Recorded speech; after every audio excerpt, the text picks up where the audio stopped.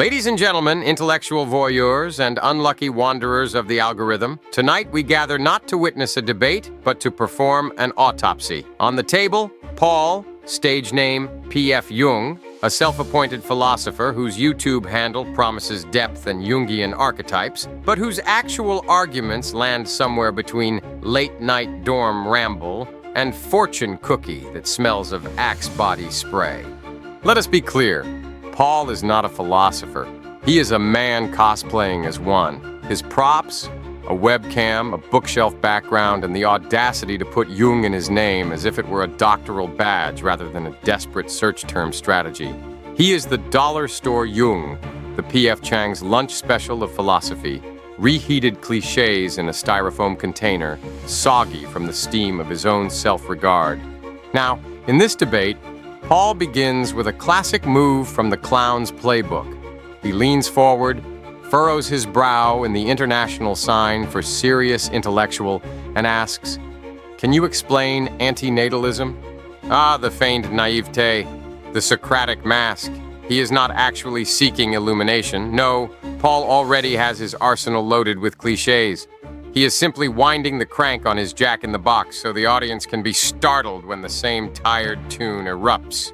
He knows what antinatalism is, or at least he thinks he does, in the same way a child knows electricity because the socket zapped him once. But let us indulge him. The explanation is given. Antinatalism, the philosophy that creating new life is morally wrong because it necessarily imposes suffering on a non-consenting being. Clear, crisp, surgical. And Paul's response?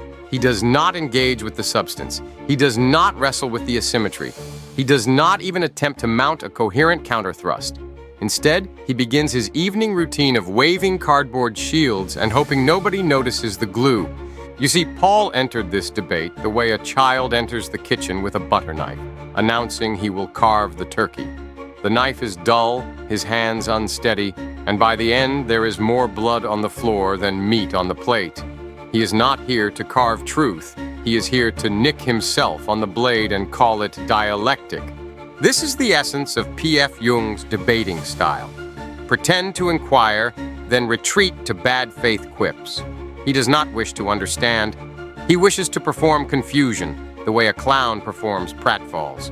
He wants the spectacle of, but what if, without the rigor of actually following through. And so, Act 1 closes not with a bang, but with a honk.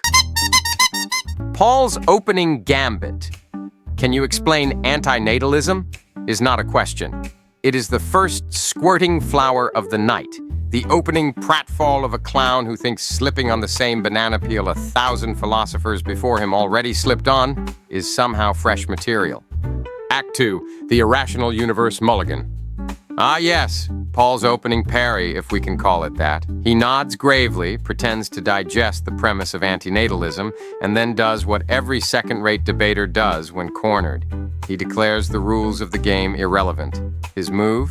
But the universe itself is irrational, so why should we expect our ethics to be rational? Ladies and gentlemen, this is not philosophy. This is a mulligan, a cosmic do-over. It is the intellectual equivalent of flipping the Monopoly board because you landed on Boardwalk with hotels. Consider the gall.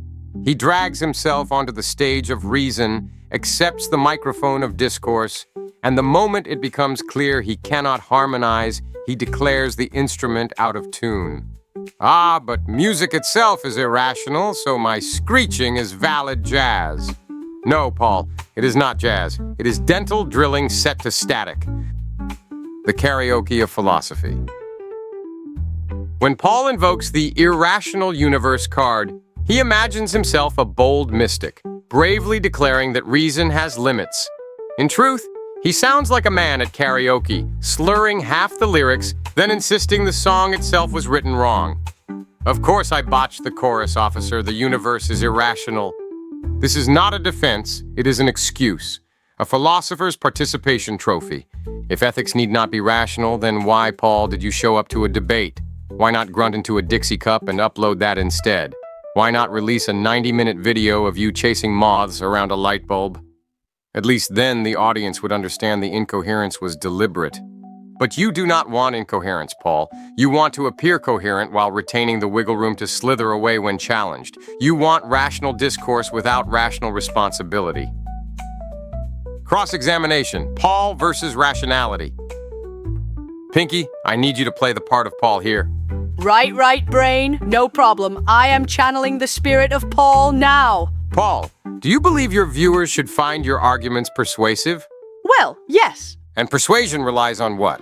On rational consistency. So by asking them to be persuaded, you admit rationality matters. Irrational cosmos. Objection, Your Honor. Witness is attempting to plead stone teenager as a defense. The oregano pipe defense. Let us be blunt. This irrational universe line is not even college dorm stoner logic. No, it is oregano pipe stoner logic. It is the thought a teenager coughs up after burning basil leaves in a Mountain Dew can. Bro, like, what if the universe isn't rational and, like, therefore I don't need to finish my essay? Paul, you are not breaking ground here. You are breaking curfew. When irrationality works for Paul.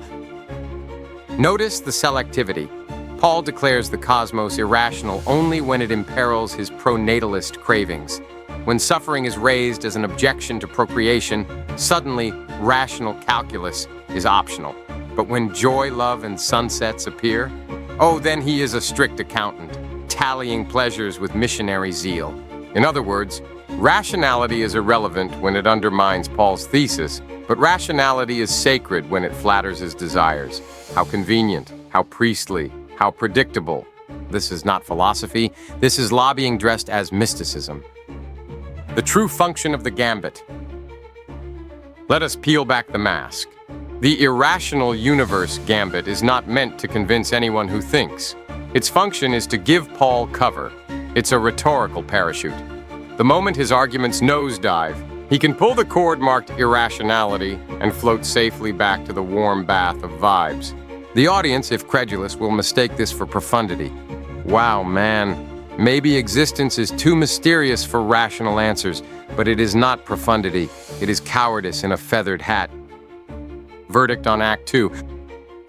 So let us summarize. Paul enters the arena of rationality. He is quickly bruised by antinatalist logic. He panics. He declares the arena itself an illusion. He calls this mysticism. It is, in fact, quitting.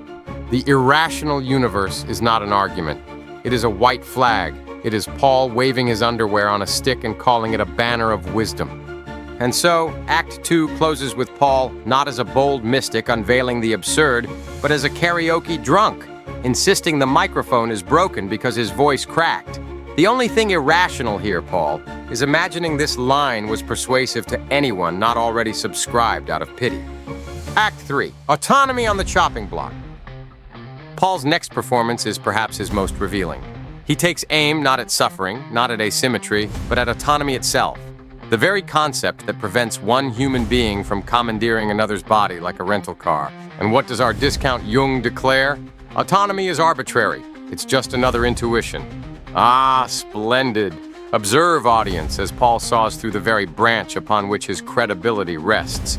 He sits, legs dangling, on the branch labeled consent, rights, moral agency, and he gleefully hacks away, only to plummet headlong into the swamp of incoherence. The Lego defense. By calling autonomy arbitrary, Paul confesses what should horrify any listener. He sees human beings the way toddlers see Legos, brightly colored, fun to snap together, and perfectly disposable when he's finished building his little castle. Oh, but brain, Paul whines. My desire to reproduce is just as valid as your desire to respect autonomy. No, Paul. Your reproductive compulsion is an appetite. Autonomy is the firewall that stops your appetite from becoming my nightmare. To equate the two is not an argument. It is the intellectual equivalent of farting in a courtroom and calling it testimony. Cross-examination. Autonomy versus appetite. Mr. Jung, do you believe people should listen to your arguments? Yes, obviously. And listening implies they have the choice to consider or reject them, correct? Well, yes. So you rely on autonomy when you speak. Without it, your words are coercion or noise. Yet you declare autonomy arbitrary. Tell me, Paul, When you upload to YouTube, are you uploading for autonomous viewers or for potted plants? Paul, the self-report. Here is the deeper point. When Paul dismisses autonomy, he thinks he has scored a clever gotcha. He has not. He has confessed. He has revealed that beneath the faux intellectual trimmings, he views others not as beings with rights, but as raw material for his lineage fetish.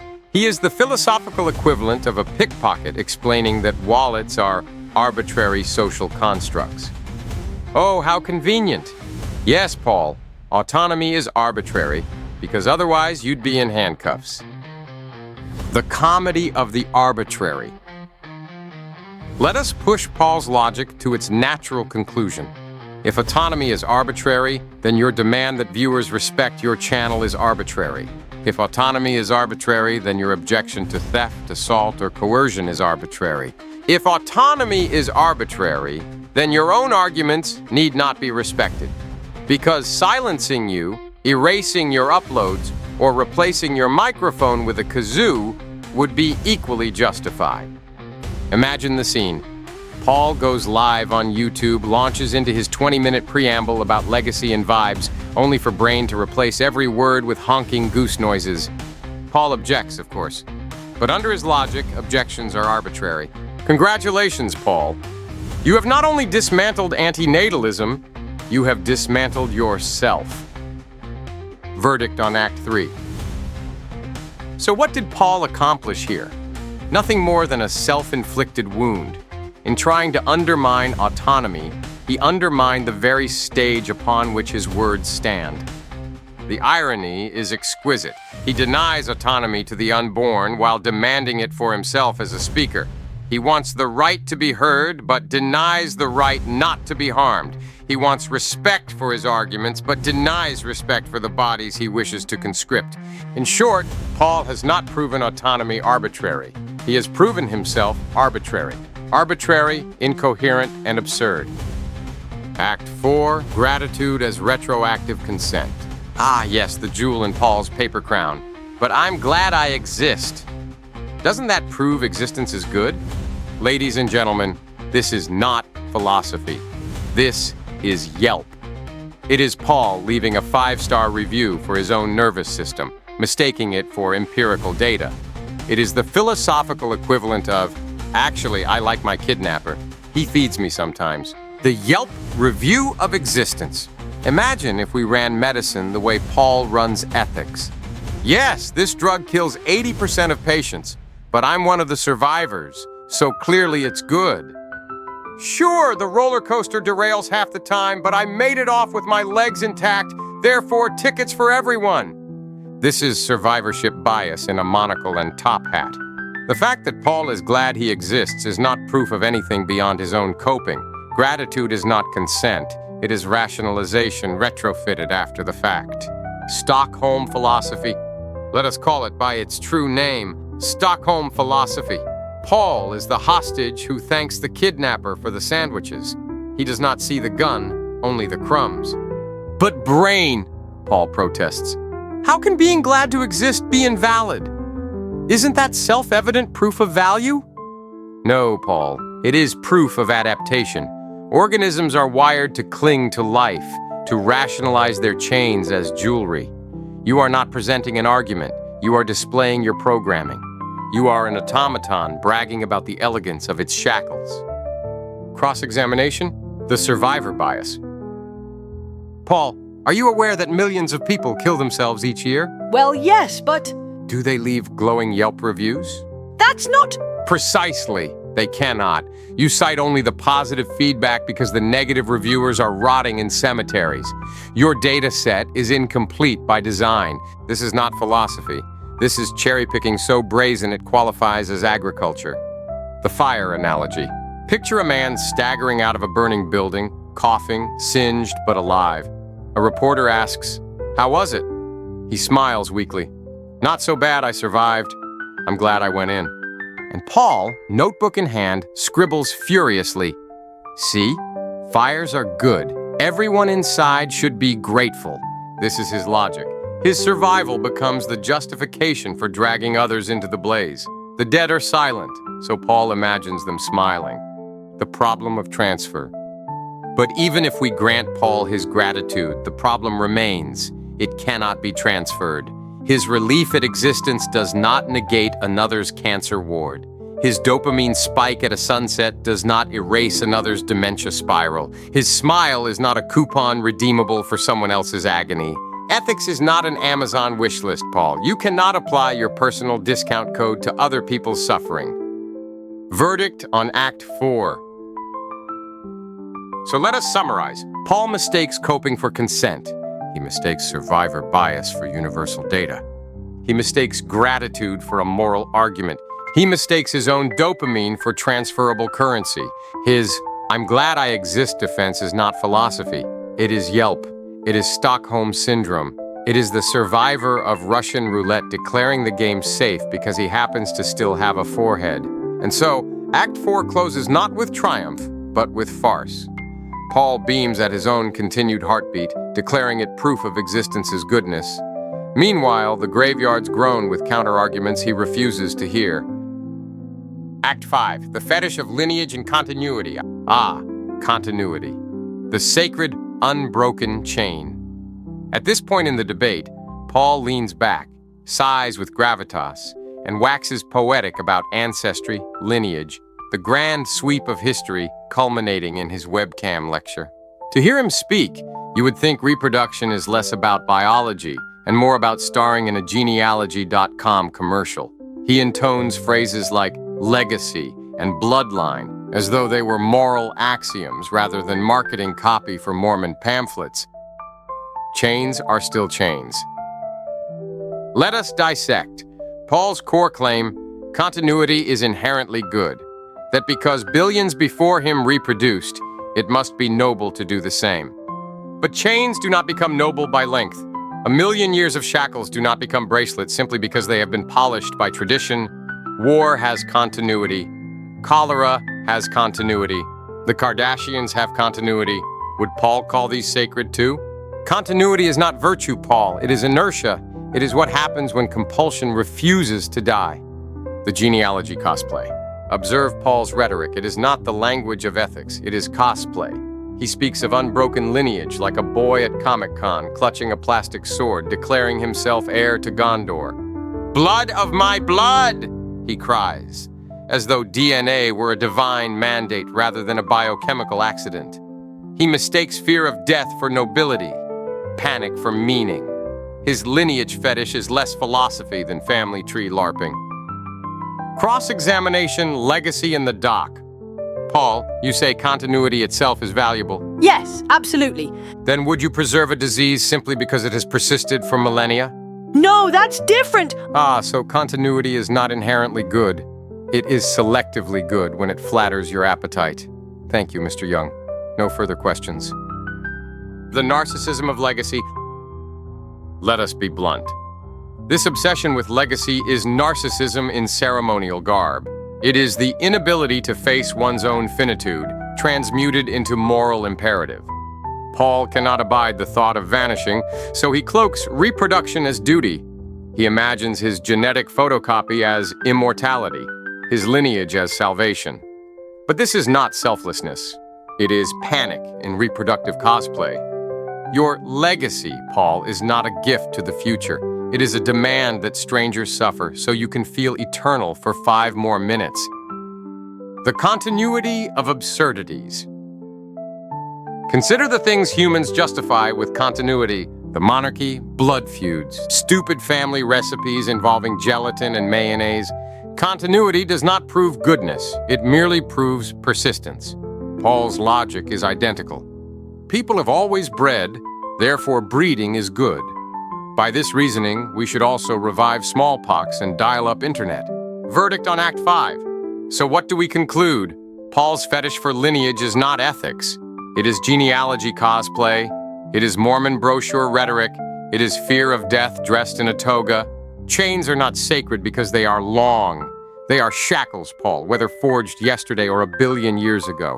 And so Act 5 closes with the clown twirling in his costume, mistaking his own fear of the void for universal duty. Act 6, the pro-mortalism straw man. And here it comes, ladies and gentlemen, the moment every pronatalist clown believes will bring the house down. the trump card, the final boss of cafeteria philosophy. If suffering is bad, why not kill the living? Ha! Checkmate, antinatalists. This, Paul announces with a grin, as though he's just pulled Excalibur from the stone. But alas, what he's actually pulled is a rusty butter knife from a Denny's dishwasher. The wrong question entirely.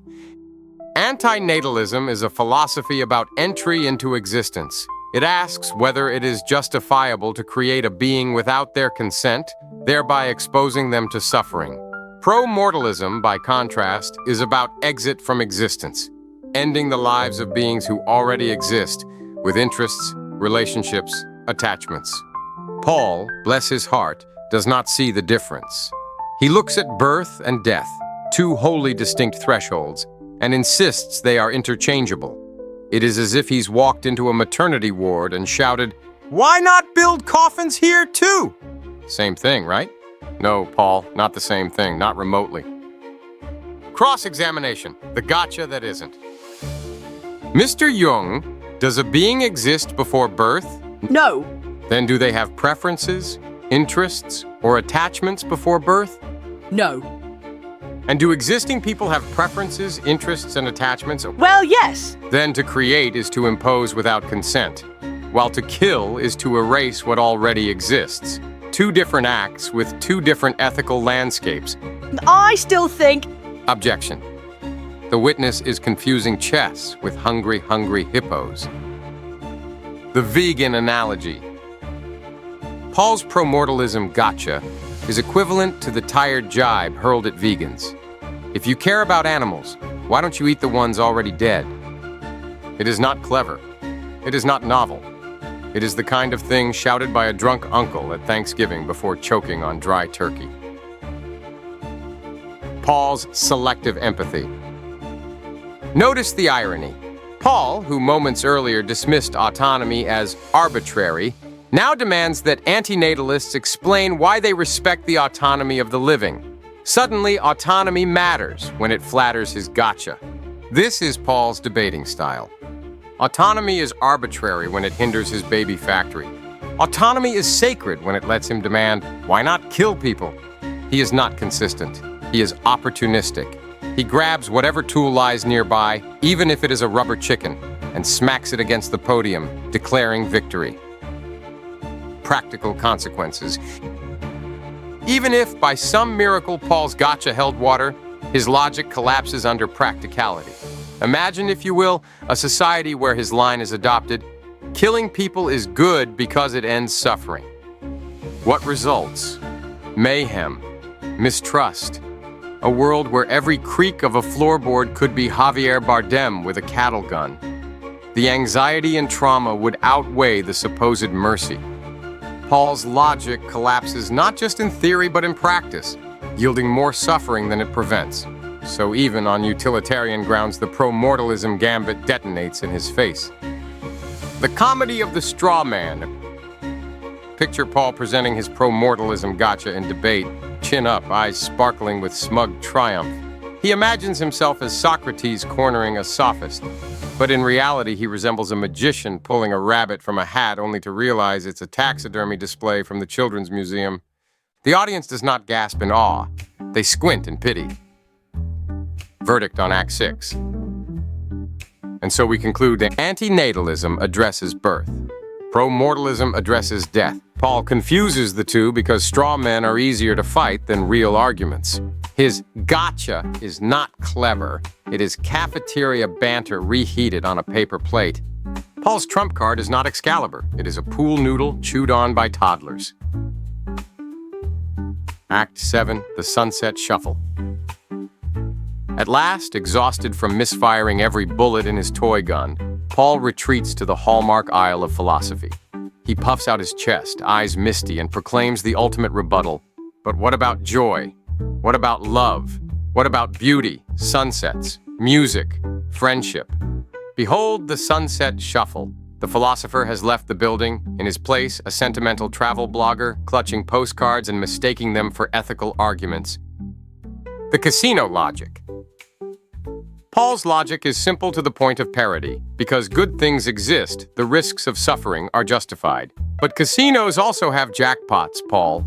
Does that justify dragging strangers through the door at gunpoint? Oh, come now, don't be dramatic. Look at all the winners smiling on the billboard. Meanwhile, the losers weep at the slots, their mortgages gone, their wrists slit in bathroom stalls. Joy does not erase suffering, Paul. It distracts from it. It papers over the corpse with confetti. Cross-examination, the sunset defense. Mr. Jung, do sunsets cure cancer? Well, no, but they bring joy. Do sunsets prevent dementia? No, but they bring meaning. So your defense of life is essentially, at least you get nice colors while your organs fail? Thank you, Mr. Jung. Case closed. The hallmark philosophy. Paul's fallback to joy and beauty is not argumentation. It is greeting card rhetoric. It is the philosophical equivalent of doodling a heart in the margins of a death certificate. Sure, Grandma's lungs collapsed and she choked to death on her own fluids, but at least she liked tulips. This is not a moral justification. It is an Instagram caption. The narcotic of sentiment. Let us be clear. Joy, love, sunsets. These are real experiences, yes. But their function in Paul's rhetoric is narcotic. They are morphine drips distracting from the gangrene. They are sugar cubes meant to disguise the taste of arsenic. Paul waves them around not as evidence, but as anesthetic. And the audience is meant to swoon, forgetting for a moment the agony of childbirth, cancer, starvation, and war. But anesthesia is not cure. It is temporary relief while the tumor grows. The desperation of the shuffle. What's most telling is when Paul deploys the sunset shuffle. He does not open with it. No, he saves it for the end, once every rational gambit has collapsed. It is the last refuge of a debater who has nothing left but vibes. When logic fails, he points to sunsets. When ethics collapse, he points to music. When autonomy, asymmetry, and survivor bias expose him, he gestures vaguely at beauty.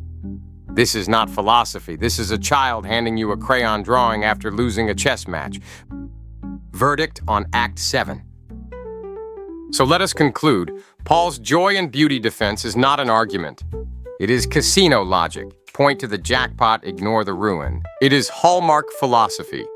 Doodles on the margins of death. It is narcotic rhetoric. Anesthesia, not cure. It is desperation, plain and simple. The sunset shuffle is not a rebuttal to antinatalism. It is a confession that Paul has no rebuttal. It is sentimentality duct-taped to panic, waved like a white flag disguised as a rainbow. Ladies and gentlemen, you have now seen the full circus, the irrational universe mulligan, the autonomy denial, the Yelp review of existence, the genealogy cosplay, the pro-mortalism straw man, and finally, the sunset shuffle. What remains is the final coda, the autopsy report itself. Stay tuned for the conclusion. Paul as Exhibit A. Final coda, Paul as Exhibit A. And so, ladies and gentlemen, the circus tent collapses, the smoke clears. On the stage lies Paul, alias P.F. Jung, surrounded by the debris of his own failed arguments. What began as a debate has ended as an autopsy, and the coroner's report is ready for release. Let us catalog the evidence act by act. In Act 2, Paul waved the irrational universe card, mistaking a white flag for a profound insight. Translation: I can't win by reason, so reason itself is optional. In Act 3, he dismissed autonomy as arbitrary, effectively confessing that he views other human beings as Lego bricks for his lineage fetish. In Act 4, he tried the Yelp review defense. I'm glad I exist, so existence is good. Survivor bias dressed up as philosophy, Stockholm syndrome in a turtleneck. In Act 5, he waxed romantic about lineage and continuity, chains mistaken for heirlooms, genealogy cosplay masquerading as ethics. In Act 6, he rolled out the pro-mortalism straw man, the butter knife gotcha of cafeteria sophists everywhere. In Act 7, drained and desperate, he shuffled to the hallmark aisle. Sunsets, love, beauty, postcards, Instagram captions. Each move, weaker than the last. Each argument, not a step forward but a pratfall.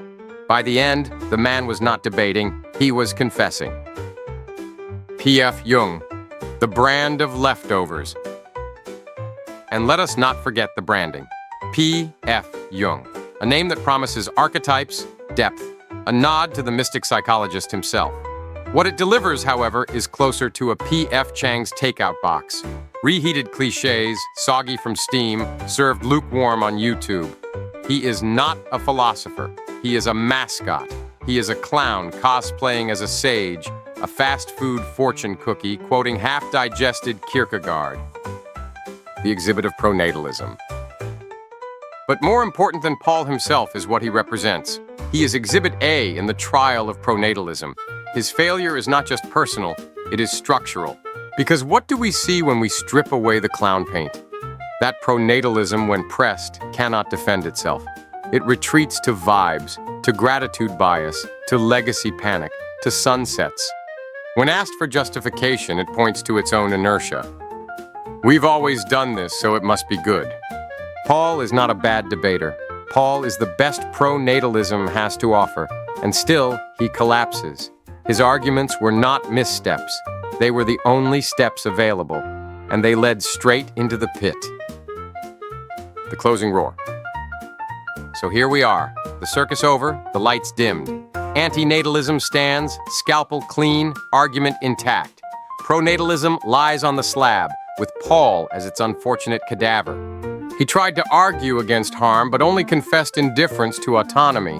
He tried to argue for joy, but only revealed his blindness to suffering. He tried to argue for legacy, but only exposed his terror of death. He tried to argue philosophy, but only produced sentimentality. This was not a debate. It was a demonstration that antinatalism is not radical.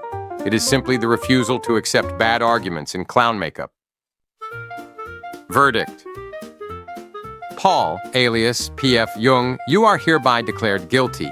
Guilty of intellectual malpractice, guilty of rhetorical cowardice, guilty of sentimental vandalism against philosophy itself. Your sentence, eternal ridicule in the annals of antinatalist critique. May your sunsets comfort you on the way down. Ladies and gentlemen, the autopsy is complete. Pronatalism is dead. Paul was merely the exhibit.